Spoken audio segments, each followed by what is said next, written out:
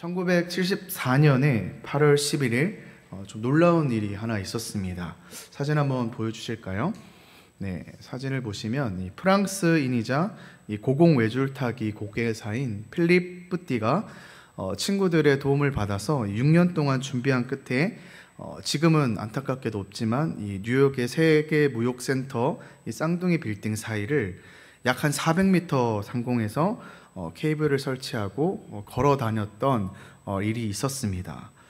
그는 45분 동안 이 60m 떨어진 이 두 빌딩 사이를 무려 8번이나 왕복을 했었고요. 그리고 단순히 걷는 것뿐만이 아니라 춤을 추기도 하고 무릎을 꿇기도 하고 또 그를 제재하러 왔던 그 경찰들 앞에서 엎드려서 절하기까지 드러눕기까지 했다고 합니다. 이때 당시에 이 뿌띠의 이 성공은 세계적인 관심을 불러일으켰고요. 그리고 그가 유명세를 타게 돼서 당시에 이 전 세계적으로 유명했던 이 링링 브라더스라는 그 악단에 들어가서 이 서커스 공연도 하게 되었다고 합니다. 그런데 그가 이제 그 서커스단에 들어가서 처음 이제 공연을 했던 날이었는데요. 높이는 한 16m 정도밖에 되지 않았습니다. 400m랑은 완전히 다르죠. 이 16m 높이 공중에서 줄타기 연습을 하다가 하는 도중에 갑자기 땅에 떨어져서 이 온몸의 뼈들이 이제 부러지는 사건이 일어나게 됩니다. 그 사건을 통해서 이 뿌띠가 굉장히 자기 자신에게 화가 났다고 합니다. 너무 믿을 수가 없어. 나는 절대로 떨어지는 사람이 아닌데 이렇게 떨어지게 되다니 정말 믿을 수 없는 일이 일어났어. 이 거센 바람이 부는 400m의 공중 높이에서도 성공했던 사람이 불과 얼마 되지 않아서 그것도 더 완벽한 조건을 갖추고 고작 16m 높이에서 그는 떨어지고 말았던 것입니다. 왜 그런 일이 일어났을까요? 한마디로 말하면 그의 안일함이지 않을까 생각해 봅니다. 이 거센 바람이 부는 가운데 400m 높이에서 외줄타기를 할 때는 자신의 목숨이 달려있던 것을 알기 때문에 항상 조심을 하고 경계를 하는 것이죠. 늘 신경이 곤두선 채 조심해야지, 잘해야지 라는 생각을 가지고 그 외줄타기를 했지만 반대로 어떻습니까? 16m 높이에서는 안전장치도 되어 있을 것이고 그만큼 보는 사람도 없을 것이고 안일한 마음에 그 자리에 올라갔다가 그만 넘어져 버리고 말았던 것이죠. 그가 안일함이 빠지는 순간 그는 위험에 빠지게 된 것입니다. 이렇듯 이 안일함이라는 것은 참 좋지 않은 단어입니다. 만약에 어떤 사람이 여러분들에게 당신은 안일한 사람입니다 라고 한다면 어떨까요? 굉장히 기분이 나쁘겠죠. 오늘 주님께서 이 사대 교회를 향하여서 이 안일한 교회라고 했는데요. 우리를 향해서 너는 안일한 사람이야 라고 하면은 굉장히 기분이 나쁠 겁니다. 하지만 우리가 그 아니라라는 얘기에 그냥 기분 나쁠 것이 아니라 왜 하나님께서 그런 말씀하셨는지 그리고 이 안일함이 얼마나 위험한 것인지를 우리가 한번 좀 고민해 보는 시간이 되었으면 좋겠습니다. 오늘 하나님께서는 그 안일함에 대해서 굉장히 치명적인 위험을 가지고 있다라고 하거든요. 오늘 이 사대교회에서 왜 그런 얘기를 하는지 우리 본문을 통해서 좀 한번 살펴보는 시간을 가지겠습니다. 오늘 이 사대라고 하니까 다들 리더들이 웃더라고요. 네, 제가 경상도 사람이라 원래 사대라고 해야 되죠. 혹시 불편하신 분이 계시면 먼저 양해의 말씀을 구하겠습니다. 안 고쳐지더라고요. 어제 거울 보면서 4대 이래봤는데 안 되더라고요. 그냥 사대라고 하겠습니다. 네, 이 사대의 배경을 좀 살펴보면요. 사진 한번 보여주실까요? 이 사대는 주전 한 1200년 정도에 세워졌고요. 이 고대 리디아 왕국의 수도였다고 합니다. 특별히 이 사대는 높은 이제 언덕에 세워졌는데 이 특징적인 것은 3면이 다 절벽이었다고 해요. 그래서 이 사대로 들어가려면은 남쪽으로만 접근이 가능했다고 합니다. 그래서 이런 말이 있었어요. 사대를 점령하다는 이꼴 뭐예요? 불가능한 일을 하다. 그러니까 사대를 점령하기가 불가능하다라는 이야기죠. 그만큼 이 사대성은 난공불락의 성으로 이름을 떨쳤고요. 그리고 군사적으로 매우 중요한 곳이었다고 합니다. 그리고 이 사대 가까이에는 이 팍톨루스 강이 있었는데요. 그 강에서는 많은 사금을 캘 수 있었다고 합니다. 다음 사진을 보시면 황금의 손 미다스, 아마 옛날에 어렸을 때 한 번쯤은 들어보셨을 거예요.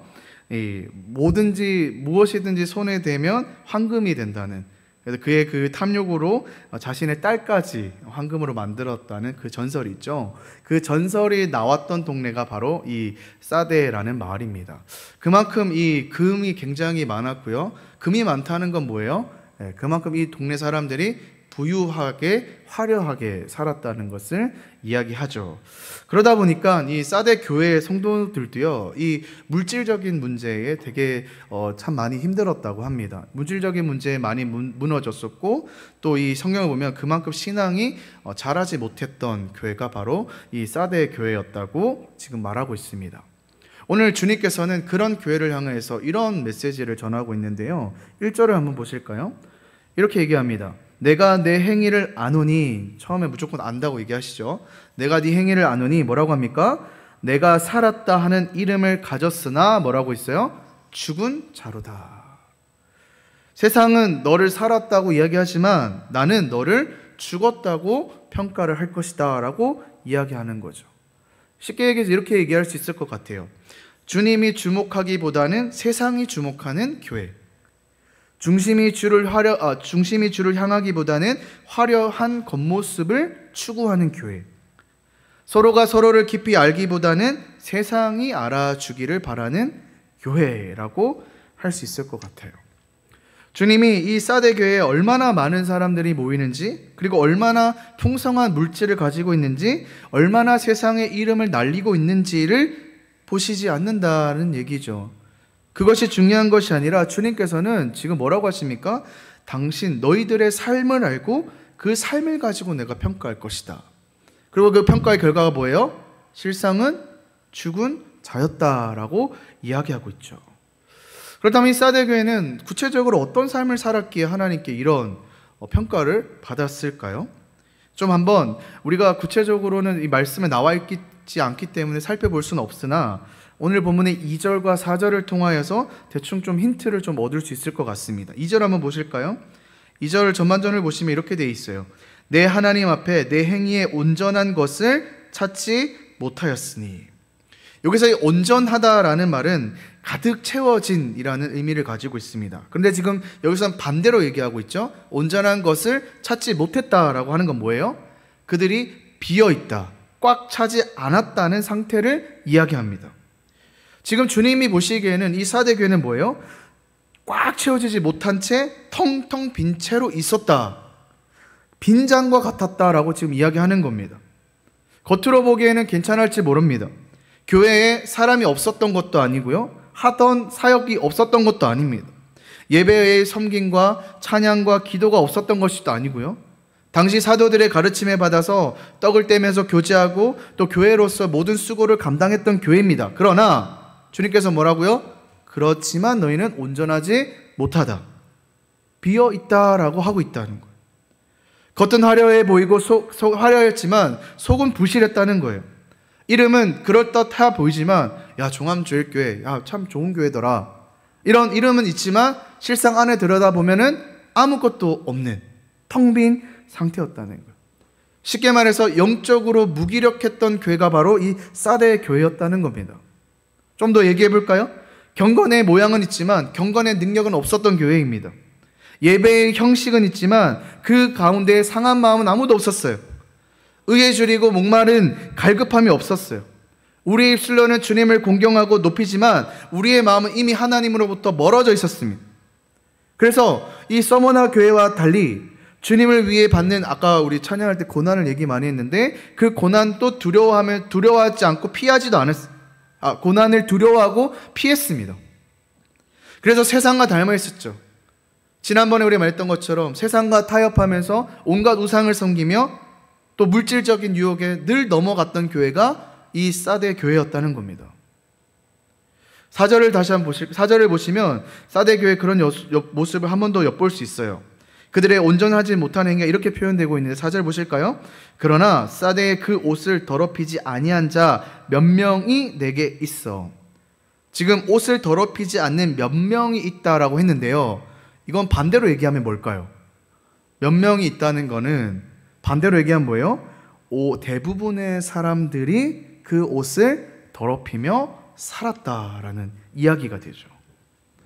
우리가 지난주에 살펴봤지만 그들은 뭐예요? 우상 숭배를 하고 우상의 재물을 먹고 성적인 방탕함에 살았습니다. 고난을 피하기 위해서 세상의 유혹에 넘어갔고 세상을 따릅니다. 사대 교회는 대부분이 세상을 따르며 거룩함을 포기하며 살았다라는 거예요. 결국 하나님 앞에 죽은 교회가 되었다라는 것이죠.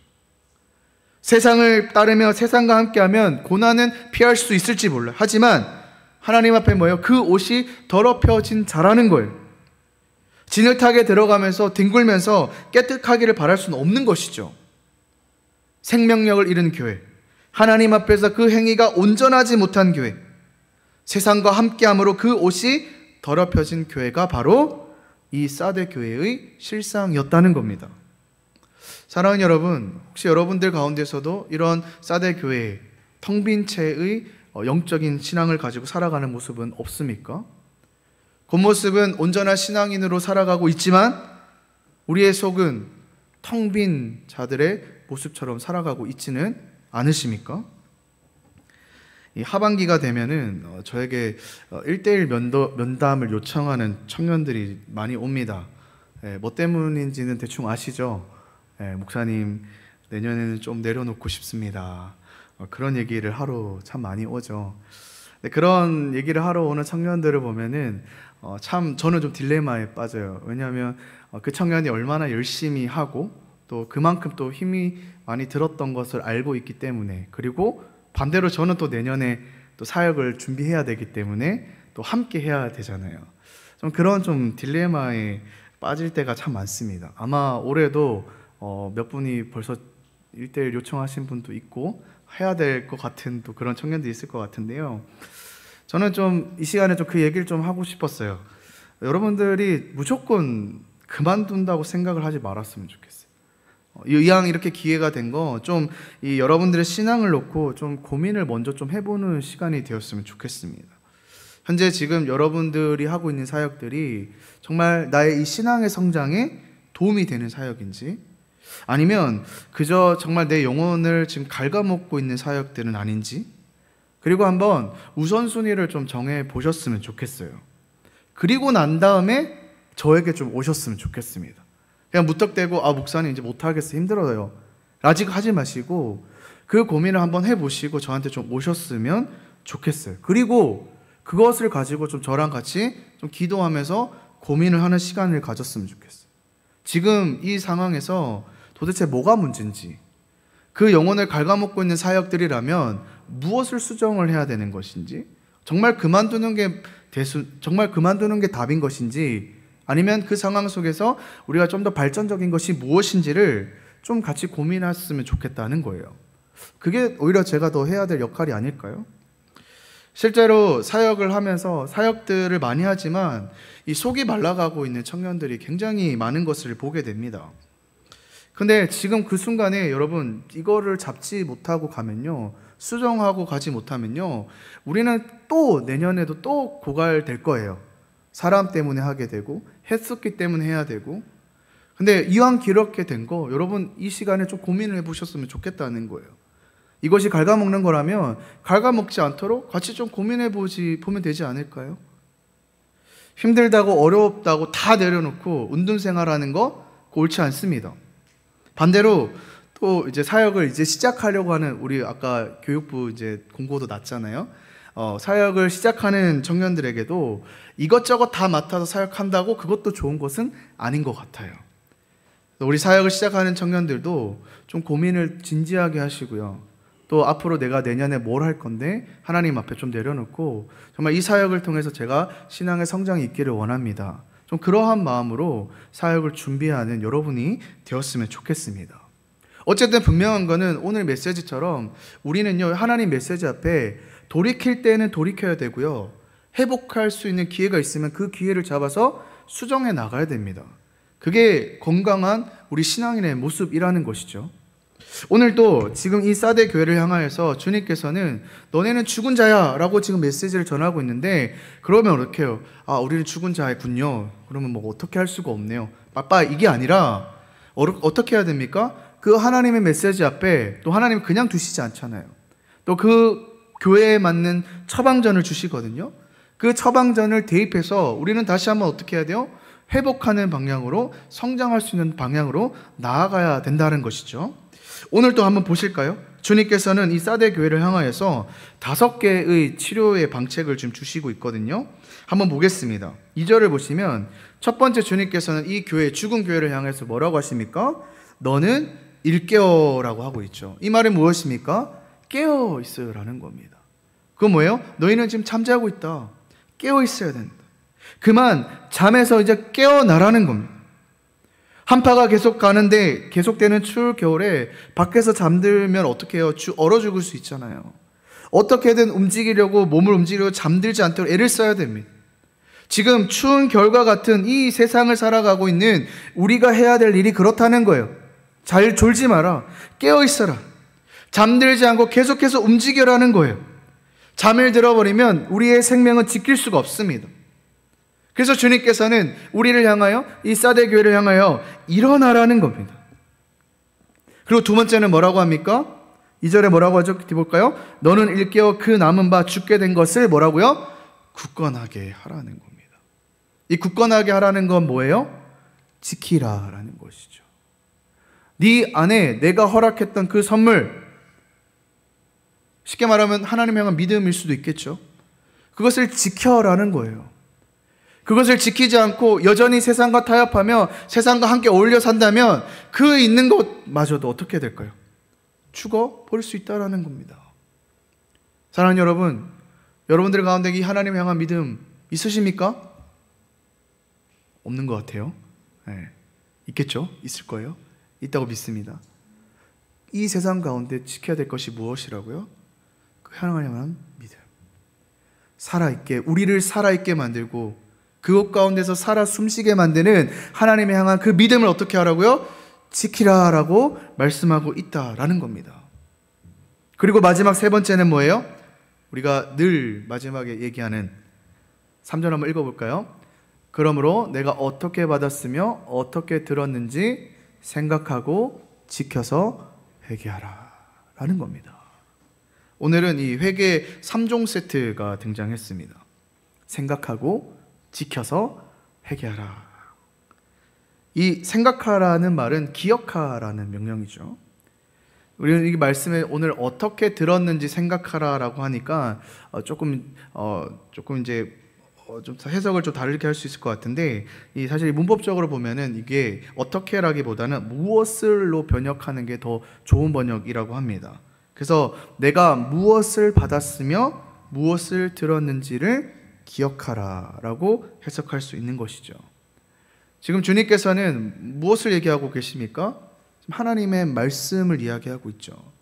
그 사대 교회를 향한 그 말씀, 절대 흔들리지 않는 그 진리의 말씀을, 또 사도들이 전한 그 말씀을 오늘 제가 얘기하고 있지만 주님께서 얘기하시는 거잖아요. 저를 통해서 주님께서 하신 이 말씀을 어떻게 해요? 지켜라, 생각하라, 기억하라라는 겁니다. 그래서 우리 그리스도인들은요, 정말 흔들려서는 안 되는 게 말씀이 기준이 돼서 살아가야 됩니다. 그러니까 저는 우리 청년 기도회 때 오신 분들 알겠지만 그냥 기도회를 인도하진 않아요.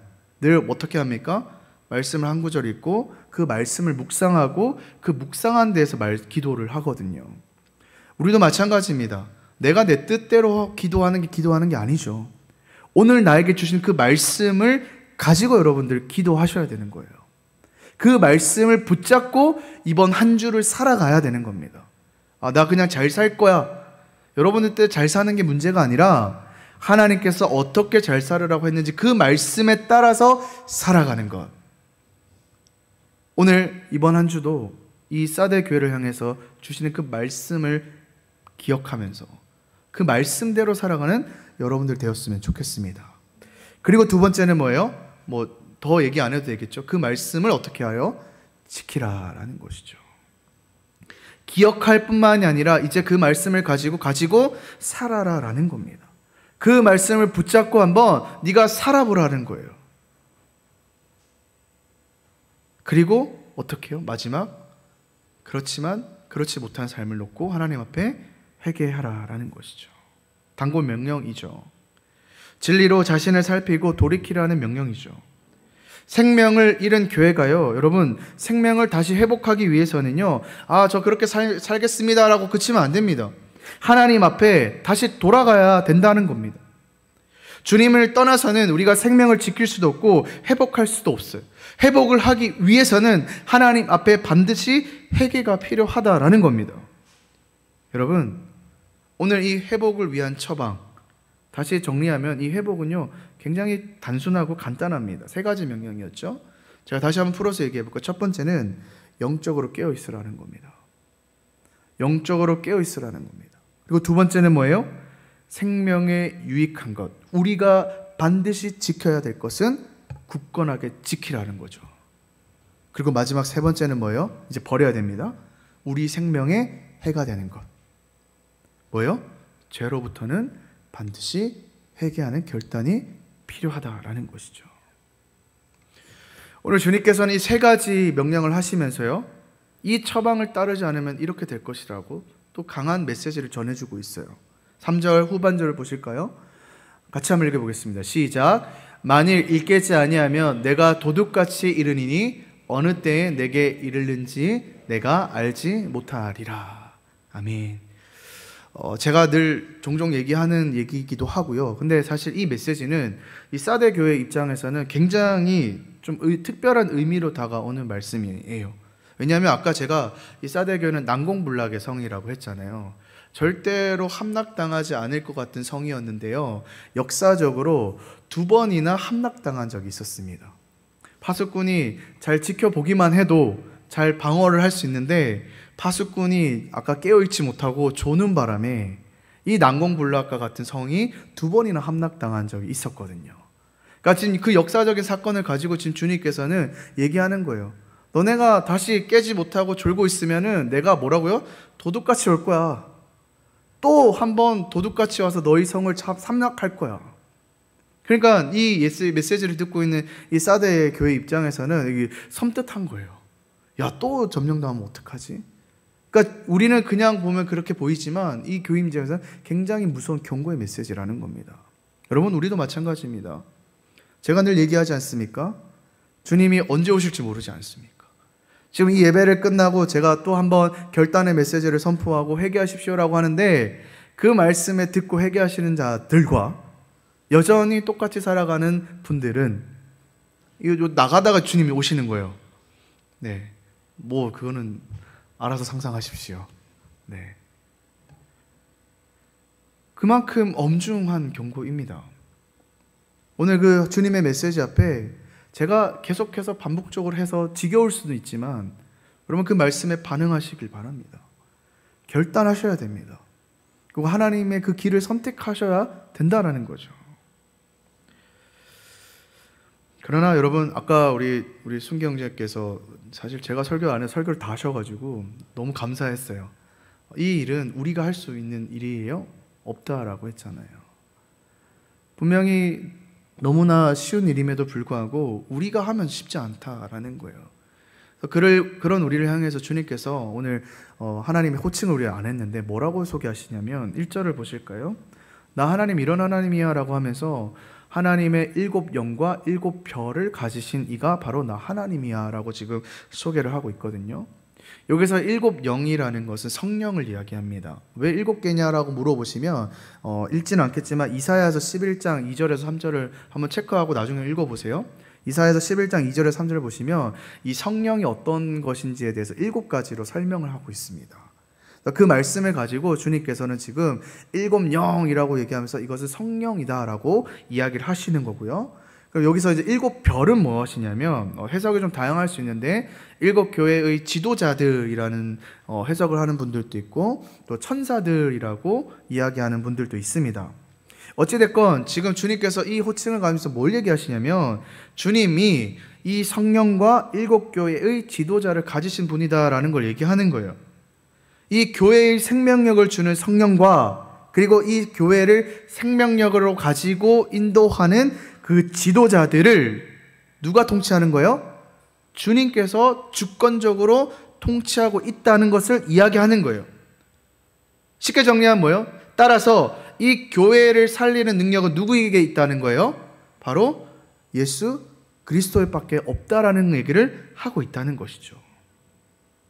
우리는 이 사실을 늘 기억해야 합니다. 주님이 주권자 되심을 늘 기억하고 주님께서 우리에게 생명을 주신다는 사실을 기억하셔야 됩니다. 내가 생명력을 흘리는 자로 불러옴을 받았는데 그거 나한테 나오지 않는다는 거예요. 예수 그리스도의 그 십자가의 은혜, 예수 그리스도의 그 넘치는 생명력을 우리가 받아서 그 받은 것을 가지고 흘려보내야 된다는 겁니다. 그러니 우리가 어찌 우리의 힘으로 하겠습니까? 우리가 먼저 구해야 될 것은 뭐예요?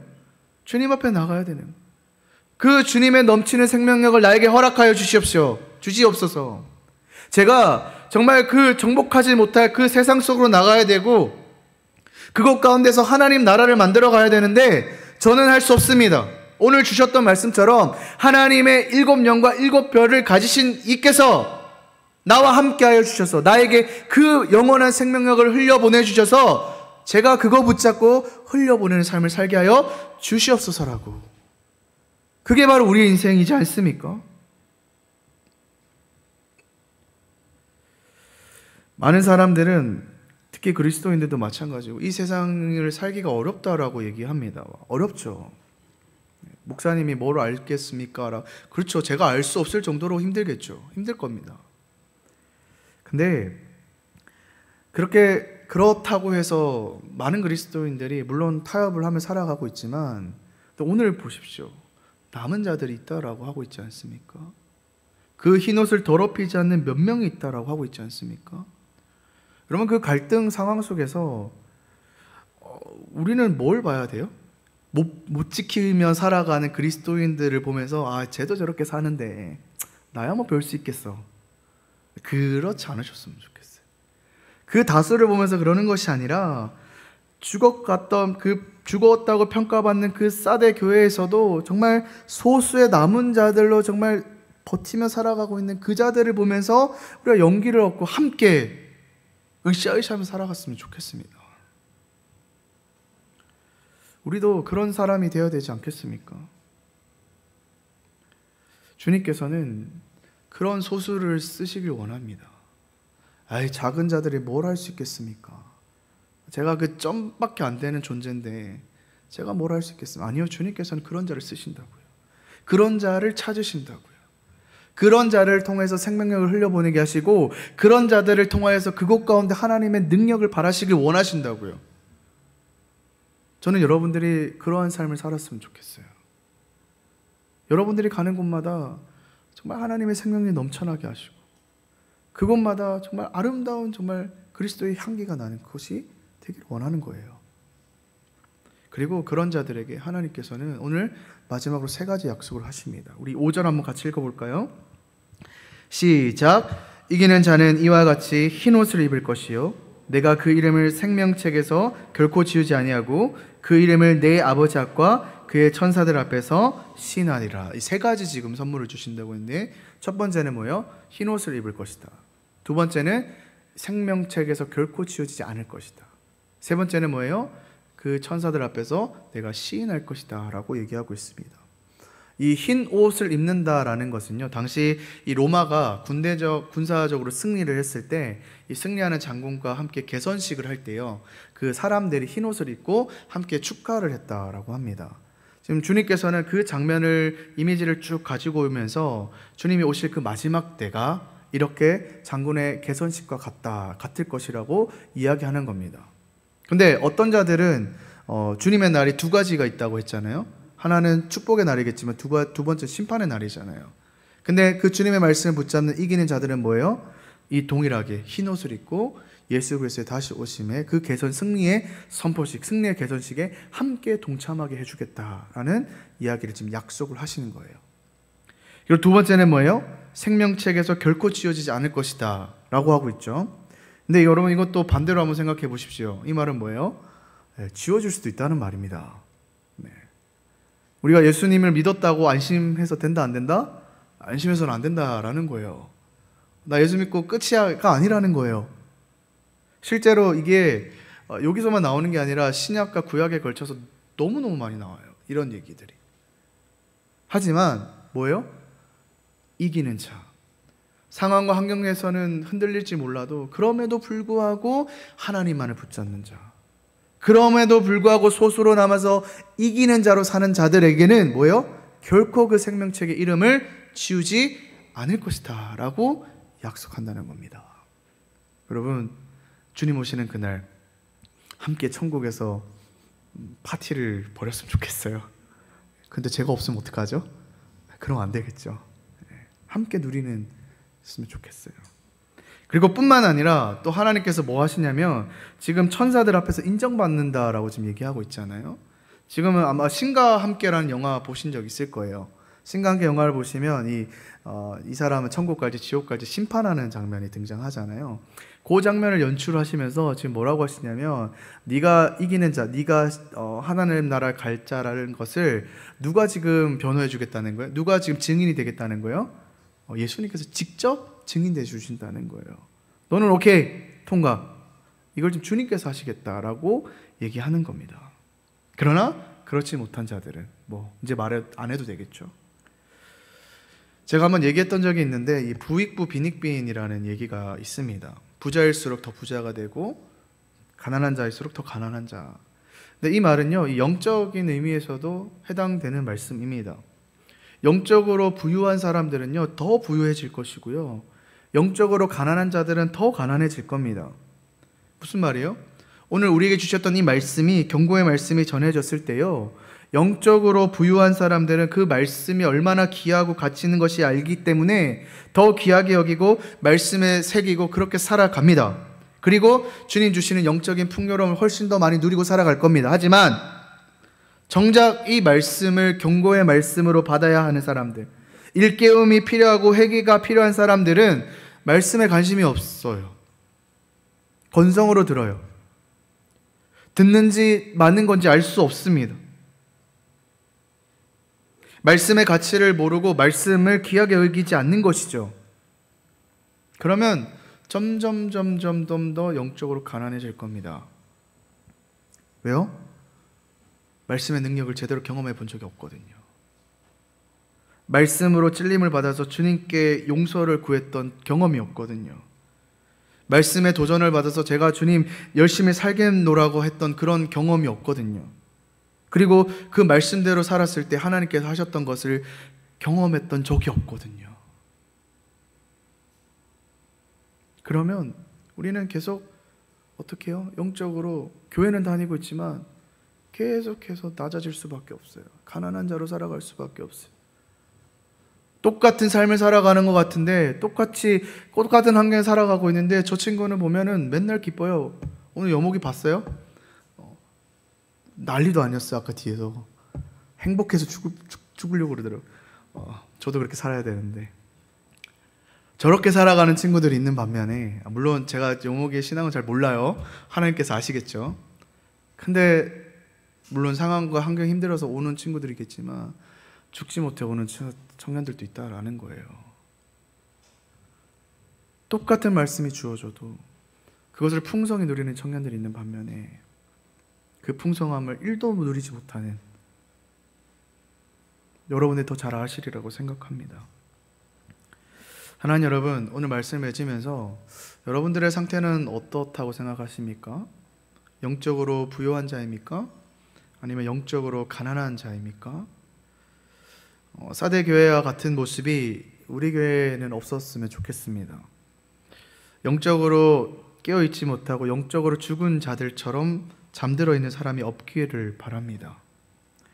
사대 교회처럼 자신의 진짜 모습을 보지 못하고 하나님 앞에 텅 비어 부족한 삶을 살지 않기를 바랍니다. 세상이 주는 만족감에 빠져서 그 옷을 더럽히지 말았으면 좋겠습니다. 그리고 여러분들 삶 가운데 주님의 생명으로 회복되어야 될 부분이 있다면 오늘 그 7별과 7영을 가지신 그 주님께 온전히 맡기시길 바랍니다. 주님, 이런 부분에 회복이 필요합니다. 내가 할 수 있는 것이 없으니 주님 나를 도와주십시오. 내가 정말 주님 앞에 온전한 신앙인으로 성장하길 원하는데 내 앞에 걸림돌들이 너무 많습니다. 주님 도와주십시오. 하나님 앞에 온전히 성장할 수 있도록 주님 나와 함께하여 주시옵소서.